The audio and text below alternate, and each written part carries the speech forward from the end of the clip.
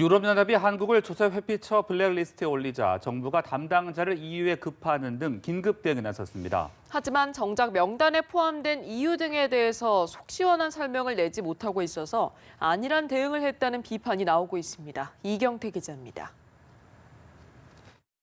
유럽연합은 한국을 조세회피처 블랙리스트 17개 국가에 포함시켰습니다.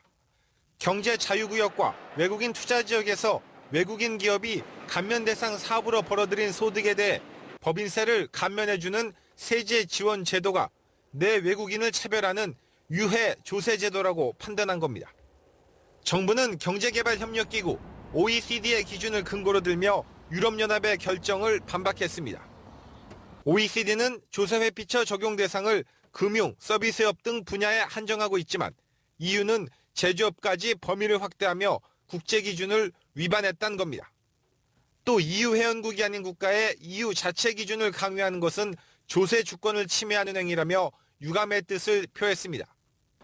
하지만 EU의 논의가 1년간 진행됐다는 점, 유사한 제도의 국가 중 한국만 명단에 포함됐다는 점 등에서 정부 대응을 둘러싼 비판이 나오고 있습니다. 기재부 안택순 조세총괄 정책관은 환경이 비슷한 다른 국가들은 왜 빠졌는지 조사 중이라며 제재 내용에 대해서는 첫 사례라 알지 못한다고 밝혔습니다. 정부가 EU의 지정에 대해 안일하게 생각한 것 아니냐는 비판에 직면한 부분입니다.